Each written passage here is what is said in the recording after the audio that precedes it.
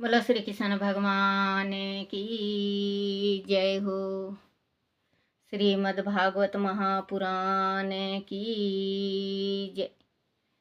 अपने अपने गुरुदेव महाराज की जय। श्रीमद् भागवत महापुराण में 5वां अध्याय दक्ष यज्ञ विध्वंस और दक्ष का वध।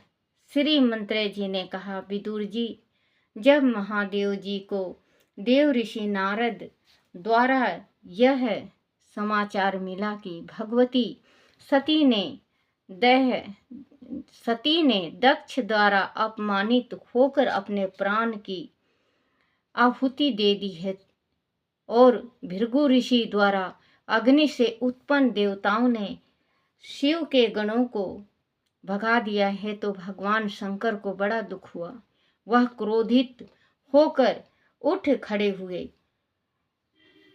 उन्होंने अपनी जटाओं की एक लट उखाड़कर उसे धरती पर पटका।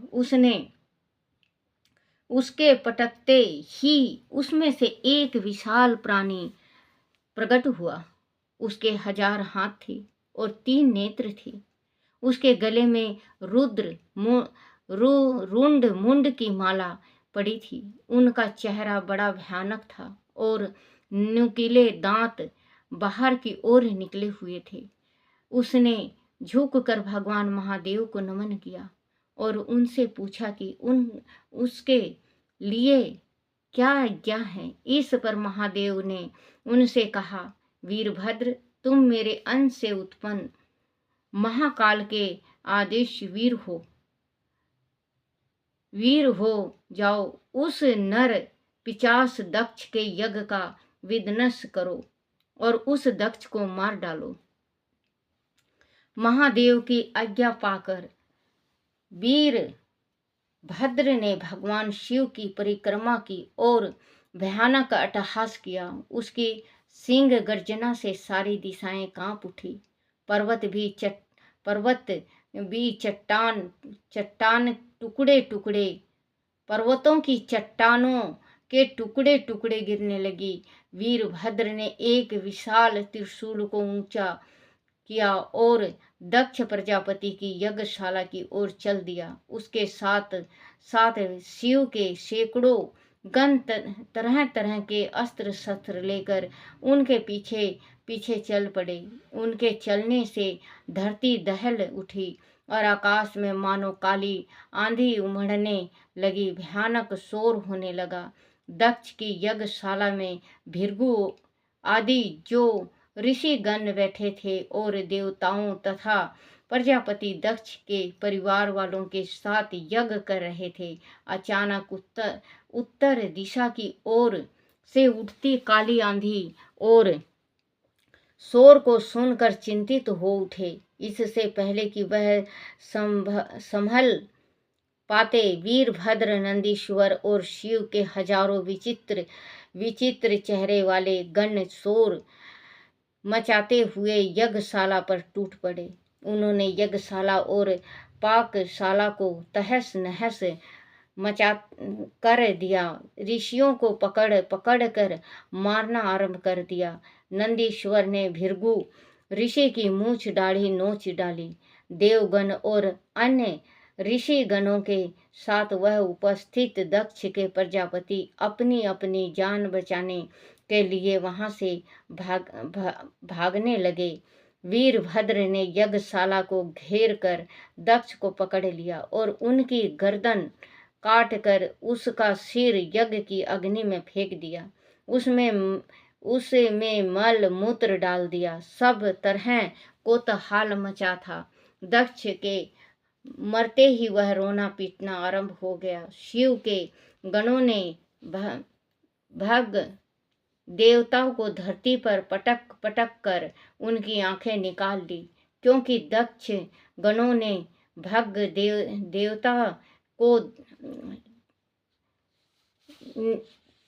दक्ष जब महादेव जी को श्राप दे रहा था, तब उसने दक्ष को अपने नेत्रों से इशारा देकर उसकाया था। उन्होंने पूषा के दांत तोड़ डाले, क्योंकि जब दक्ष ने महादेव जी को गालियां दी थी तब वह दांत फाड़ कर हंस रहा था। दक्ष बच्चों, जब भी कहते हैं कि बिना विचारे कुछ करना नहीं चाहिए। कभी भी आप ऐसा ना हो जाए आपके साथ कि कोई के दिल को ठेस पहुंचती हो और आप हंसते हो, क्योंकि बहुत गलत बात है। होता है ना, कोई किसी तकलीफ में अगर रोने लग जाए तो हम हंसने लगते हैं, ये बहुत बड़ा पाप है। देखो, भगवान शिव जी ने अपना गन भिजवा के सत्यानाश करवा दिया, पूरा यज्ञ मंडप खत्म हो गया। तो बच्चों, कभी भी आप किसी के बात सुनो या वो करो, सत्वान दो तो हंस के नहीं, उसको धीरज बंधा के खामोश हो के दो, जो उसके माइंड में आ जाए और आपका भी भला हो और उसका भी भला हो। गालियां दी थी तब वह दांत फाड़ फाड़ कर हंस रहा था। दक्ष यज्ञ का विध्वंस कर और दक्ष को मार कर वीरभद्र और अन्य शिव गण कैलाश पर्वत पर लौट गए। बोलो श्री कृष्ण भगवान की जय। श्री भागवत पुराण में छठा अध्याय, देवताओं द्वारा भगवान शंकर को मनाना। श्री मंत्र जी ने कहा, विदुर जी, दक्ष यज्ञ विध्वंस और दक्ष प्रजापति के वध का समाचार देवगण ब्रह्मा जी के पास पहुँचे और दुखी होकर वह के महाविनाश का समाचार देने देवता गण ब्रह्मा जी के पास पहुँचे और दुखी होकर वहाँ के महाविनाश का वर्णन करने लगे। भगवान ब्रह्मा जी ने उनसे कहा कि वह और भगवान नारायण इस भावी उत्पात के बारे में जानते थे, इसीलिए वह वहाँ नहीं गए थे। दक्ष ने जैसा किया उसे उसी का फल मिला है। उसे भगवान महादेव और देवी सती का अपमान नहीं करना चाहिए था। तुम लोगों ने भगवान शंकर का भाग न देकर बड़ा ही पाप किया है। फिर भी यदि तुम लोग शुद्ध हृदय से भगवान शंकर के चरण पकड़कर क्षमा याचना कर लो तो वह तुम्हें अवश्य क्षमा कर देंगे। देव दक्ष के दूर वचनों से उनका हृदय पहले से ही आहत था। अब उनकी प्रिय पत्नी का वियोग उन्हें और भी अधिक दुखी कर रहा है। यदि तुम लोग यज्ञ को फिर से संपन्न करना चाहते हो तो तुम्हें उनके पास जाकर क्षमा मांगनी होगी। भगवान रुद्र परम भक्त वत्सल और स्वतंत्र हैं। उनकी शक्ति अपरिमित है। उनकी समर्थ के विषय में देवराज इंद्र, ऋषि मुनि और मैं तथा नारायण अच्छी प्रकार से जानते हैं। उन्हें शांत करने का दूसरा कोई उपाय नहीं है। ब्रह्मा जी के ऐसे कहने पर देवताओं का सहसा अकेले भगवान शंकर के पास जाने का नहीं हुआ। उन्होंने ब्रह्मा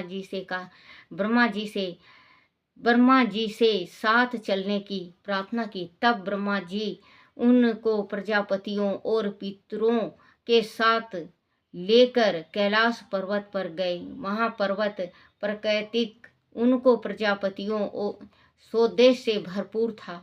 विविध प्रकार के सुगंधित पुष्प और झरनों की कल से पूरा प्रदेश मधुरमा हो रहा था। वह नंदा और अलकानंदा नाम की दो नदियां बहती थी। कैलाश पर्वत के तल में मानसरोवर का निर्मल जल असंख्याय कमल के पुष्प से भरा रहता था। अलकापुरी के जैसे ऐश्वर्य और सौंदर्य वह चारों ओर बिखरा हुआ था। शुभ धवल हिम शिखरों की शीतल छाया वह सर्वे फैली थी, परंतु इस समय वहाँ का सारा वातावरण शोक में डूबा हुआ था। वह एक विशाल वट वृक्ष के नीचे देवगणों ने भगवान शंकर को शांत भाव से आंखें बंद किए बैठे देखा। उनके गण वह चारों ओर बिखरे हुए उनकी सेवा में तत्पर थे, लेकिन लोकपालों सहित समस्त देवताओं और मुनियों को वह आया जानकर भगवान शिव ने अपनी आंख खोली और प्रश्न सूचक दृष्टि से उनकी ओर देखा। सभी ने आगे बढ़कर दंडवत करते हुए उन्हें प्रणाम किया। ब्रह्मा जी चुपचाप शांत खड़े रहे। भगवान शंकर ने देव गणों और मुनियों की ओर ध्यान न देकर स्वयं हाथ जोड़कर ब्रह्मा जी को नमन किया और उन्हें अपने निकट बैठने के लिए आसन दिया। ब्रह्मा जी ने भगवान महादेव से कहा, हे देव, आप संपूर्ण जगत के स्वामी हैं। इस सृष्टि के बीज पुरुष परम ब्रह्मा आप ही हैं। आप ही शुभ कर्म करने वालों को मोक्ष पद देने वाले हैं और पापियों को नरक में डालने वाले हैं। जो लोग आपके चरणों में समर्पित होते हैं उनकी आप रक्षा करते हैं, परंतु जो दुख आपको इस समय सता रहा है हम उनकी पूर्ति नहीं कर सकते। सती का देह विसर्जन निश्चय ही शोक देने वाला है। हे देव, आप अपनी ही लीला से जगत की रचना पालन और संहार करते हैं। प्रभु, आप सर्वज्ञ हैं। परम पुरुष भगवान की माया ने आपको स्पर्श तक नहीं किया है। आदि कोई कर्मवश आप अपराध कर बैठता है तो आप उसे बुद्धिहीन समझकर क्षमा कर देते हैं। आप सबके मूल आधार हैं।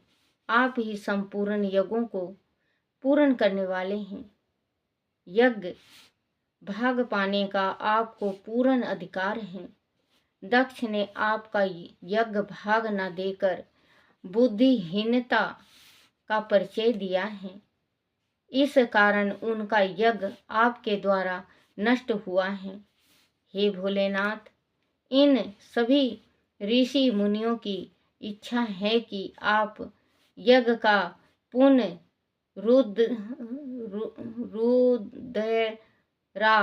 रुद्धारा करें और दक्ष को पुनः जीवित करें। महर्षि भृगु की दाढ़ी मूछें फिर से आ जाए तथा जिनके यजमानों को चोट पहुंची है वह फिर से ठीक हो जाएं। यह चाहते हैं कि विध्वंस हुआ यज्ञ फिर से पूर्ण हो और आपको यज्ञ का पूरा भाग मिले। बोलो श्री कृष्ण भगवान की जय। बच्चों, जिसको मह हो जाता है ना, मह इंसान को मार देता है। जैसे दक्ष को मह आ गया था बहुत ज्यादा, उसकी पुत्री भी गई जब भी उन्होंने अपनाया नहीं।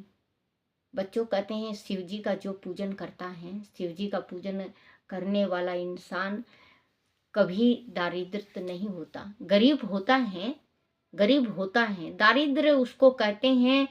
किसी के घर तो जब गरीबी आती है तो घर से भी बदबू आने लगता है। दारिद्र उसको कहते हैं जिसके घर से बदबू आती है, उसको दारिद्र कहते हैं। और गरीबी अमीरी तो देखो बच्चों, दो ही हैं। गरीबी अमीरी, धूप छां, दुख सुख। भाई बहन का कहते हैं भाई बहन जैसा होता है दुख सुख। दुख आएगा, जिसने दुख नहीं देखा वो इंसान भी नहीं है, और जिसने सुख नहीं देखा वो भी इंसान नहीं। क्योंकि भगवान दुख देता है तो सुख भी देगा, सुख देता है तो दुख भी देगा। दोनों बात होती है। जब भाई होता है तो बहन भी होगी, बहन है तो भाई भी होगी। तो कहते हैं दुख सुख भाई बहन जैसा होता है। अब श्री राम जी को देखो, राजा थे, राज होने वाला था उनका, लेकिन उनकी किस्मत में लिखा था कि वनवास जाएं, गरीबी। एक बात बताओ बच्चों, हम सब तो अपने घर में गरीबी काट लेते हैं, लेकिन राम वनवास जाके काटे, गरीबी काटे ना। ये दीपावली क्यों मनाया जाता है? राम आए थे, हमारे श्री राम आए थे। दीपावली मनाया जाता है जब श्री राम जी का आगमन हुआ था अयोध्या में।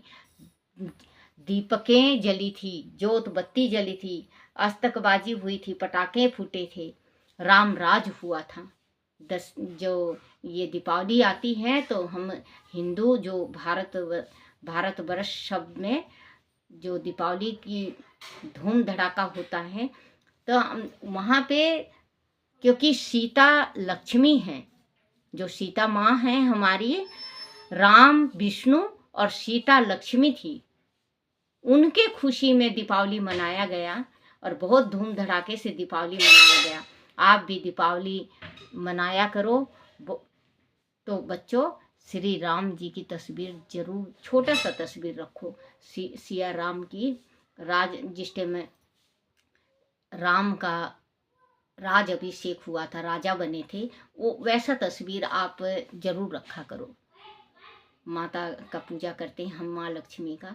और बच्चों, माँ लक्ष्मी का पूजन में आप चांदी का सिक्का, आप चांदी का सिक्का होता है, चांदी का सिक्का होता है, आप 100 रुपये रख लो, 51 रुपये रख लो पूजन में।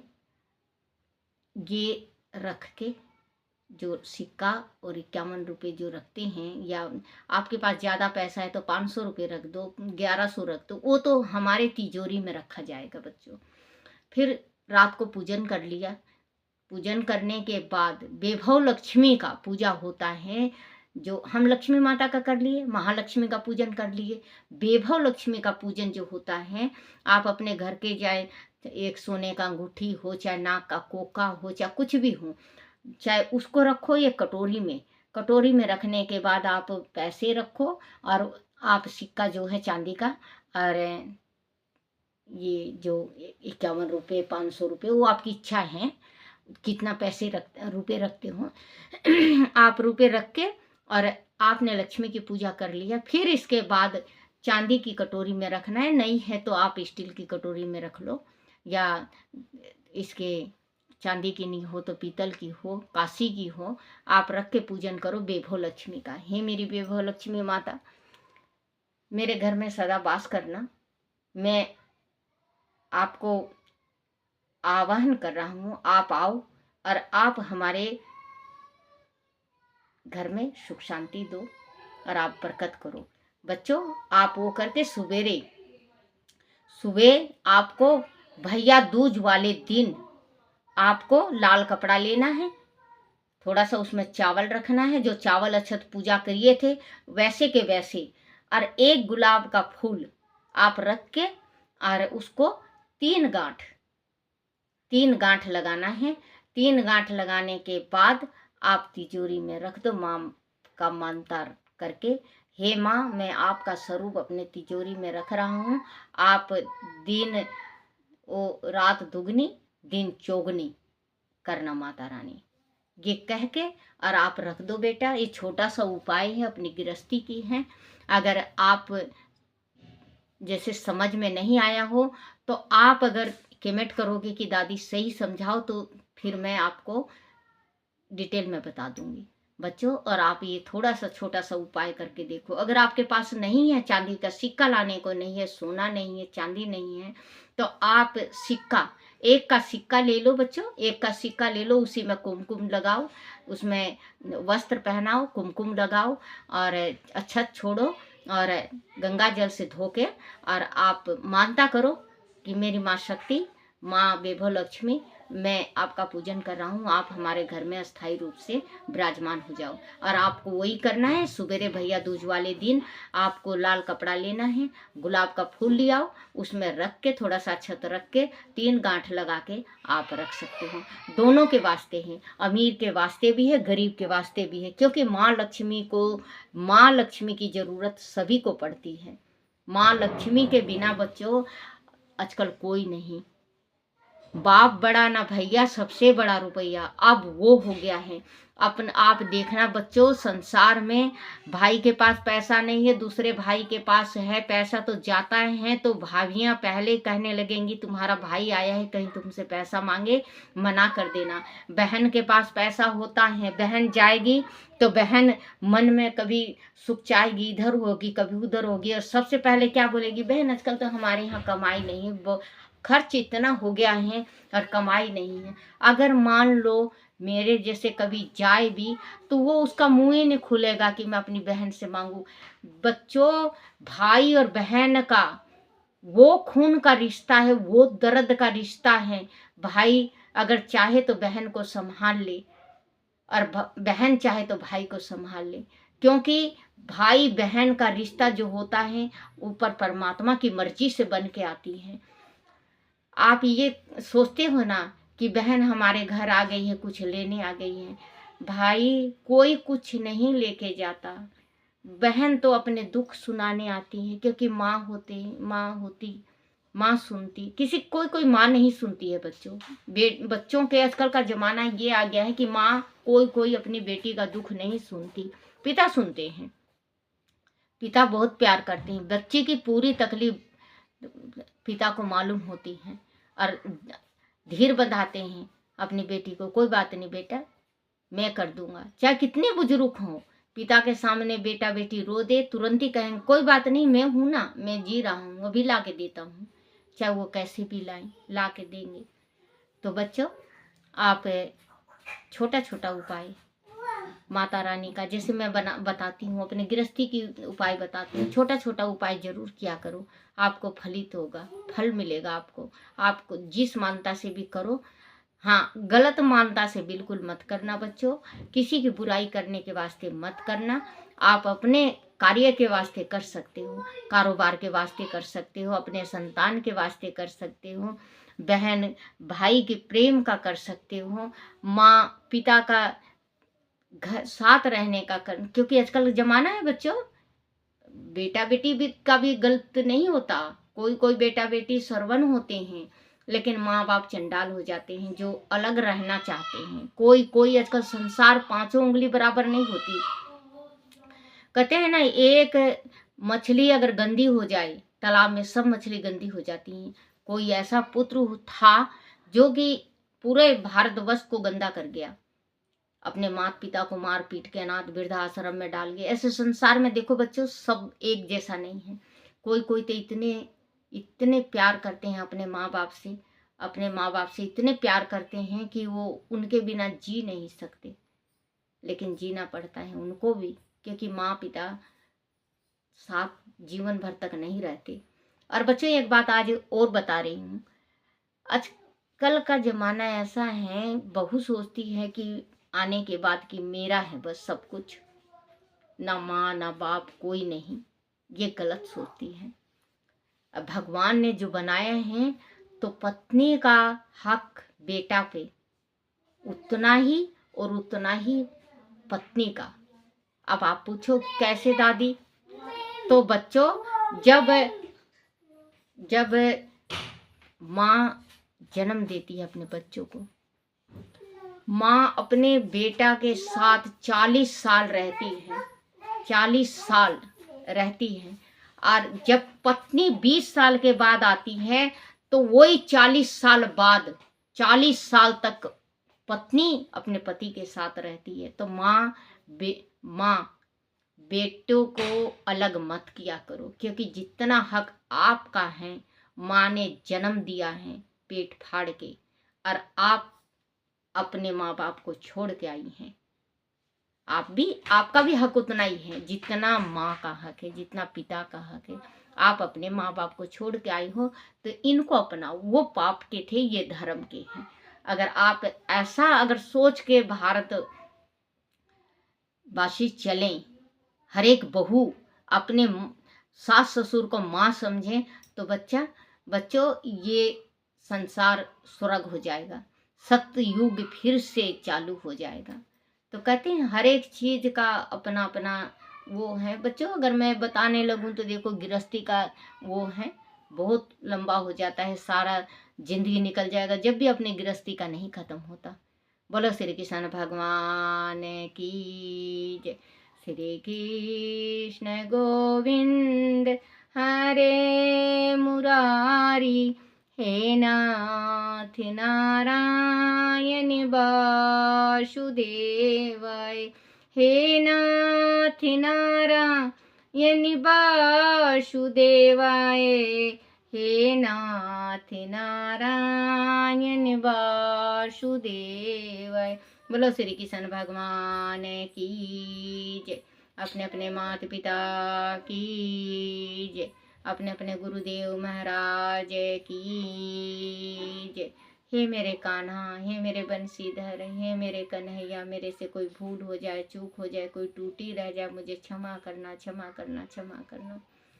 आरती श्री भागवत भगवान की है, आरती पापियों के पाप को है तारती। बोलो श्री कृष्ण भगवान की जय हो।